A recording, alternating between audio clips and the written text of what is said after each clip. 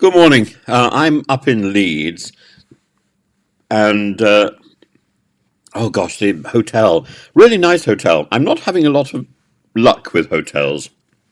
The other week, I had to stay in a hotel and had bed bugs, and the lights by the side of the bed didn't work. This time, I'm in a much nicer hotel, but in the middle of the night there was a fire alarm. It was a mistake, but nevertheless, it was a bit worrying, and it was such a strange fire alarm. It wasn't clear whether it was on or off. It wasn't clear whether it was a fault or whether it was serious. And I was one of quite a number of people who ventured downstairs using the stairs, not the lift, and I got exhausted as a result. Exhausted. It was a mistake. But again, the various people who tried to explain that it was a mistake were almost incoherent. And I think somebody placed a chair against a fire alarm bell and smashed the glass or something down in the kitchen.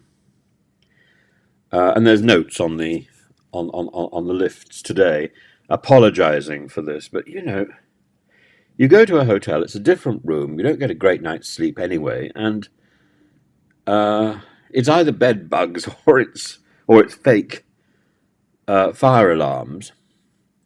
I, I don't know. Anyway, it's been very nice to be in Leeds otherwise, and I had a really nice session yesterday with Rylan and Pandora and Jazz, who was on the Traitors, and it was significantly less fraught and fractious than I feared it might be, and.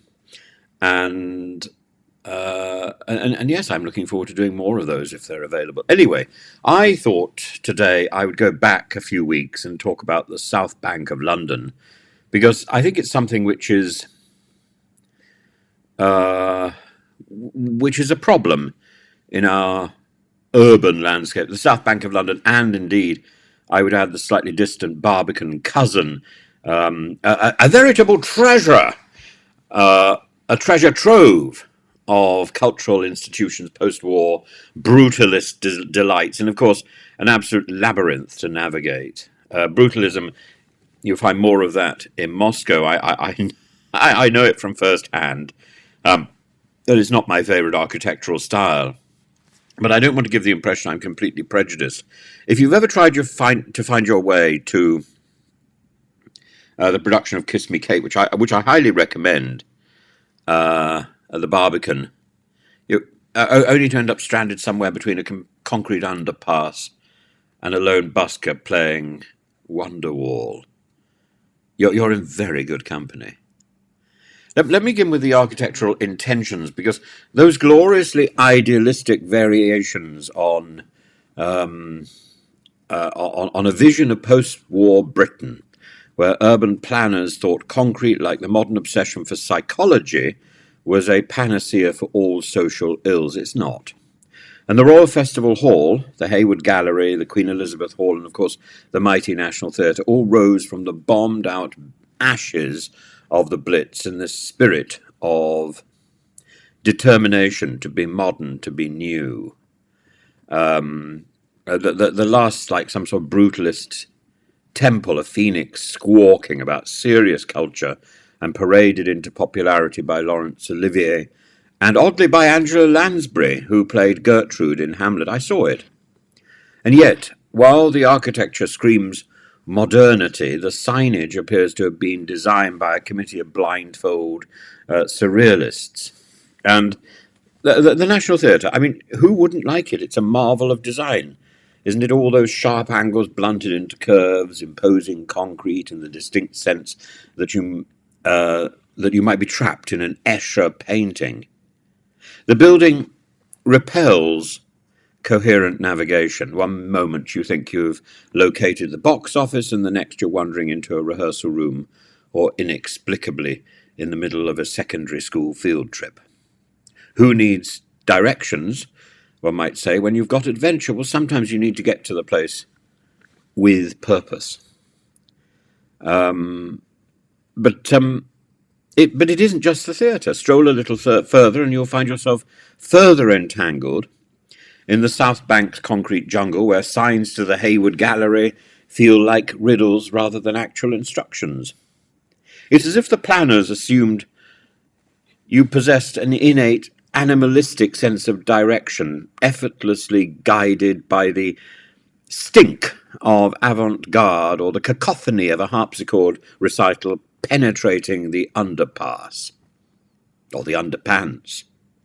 Instead, we stumble like a confused gazelle in an overgrown stretch of the savannah, occasionally stopping to admire the greying grandeur of lingering poop, if only because it provides an excuse to pause and reorient. And as for the walkways, these concrete corridors in the sky that stretch over roads, beneath buildings, around corners, all the while giving you the vague impression that you might actually be going somewhere, one could forgive this architectural idiosyncrasy if only the signage were not so abysmal. To the theatre, a sign might declare, without a single arrow in sight. But which theatre, you might ask, as your footsteps echo through the stark, cold surroundings. And back to the Barbican Centre. That's the greater test of urban forbearance. It may be a joy to postmodern city planning, but it's a veritable nightmare for anyone trying to locate the loo, let alone the main entrance. And on occasion, the two seemed interchangeable on my last visit, judging by the smell. It's a sort of choose-your-own-adventure scenario, except all the adventures lead you back to the same grey poop on the same grey walkway where you began. This is the huis clos of architectural spite. And now they plan to add more. Yes, towers, developments, mixed-use schemes, an onslaught of urban renewal. But have they, I ask you, have they solved the labyrinthine, intestinal, bowel-like chaos? Do we expect the proposed towers with their glassy facades and promised cultural spaces to come with better directions? Or will they continue the South Bank's grand tradition of abandoning us to an urban maze armed with nothing but a Google Maps that naturally doesn't work down here? And it gets no better when you get into the venue, whichever one, all utterly confusing. In the end, the charm of the South Bank, and I use the word charm in the loosest possible sense, lies not only in its cultural bounty, but in the sheer persistence it demands of those who brave it every step towards the theatre, the gallery, or even the nearest cafe, feels like a demand for enlightenment. And perhaps that's the point, to emerge at last victorious, slightly out of breath, somewhat bewildered, but undeniably enriched by the sheer absurdity of modernist design, fed by the art that it presages. So, should we embrace the South Bank finally in all its glorious, perplexing concrete splendour? After all, what's a little confusion in exchange for some of the finest art, music, theatre that the city has to offer? Let's not forget that we have to leave an extra hour and a half to get lost on the way, whatever you plan to do there.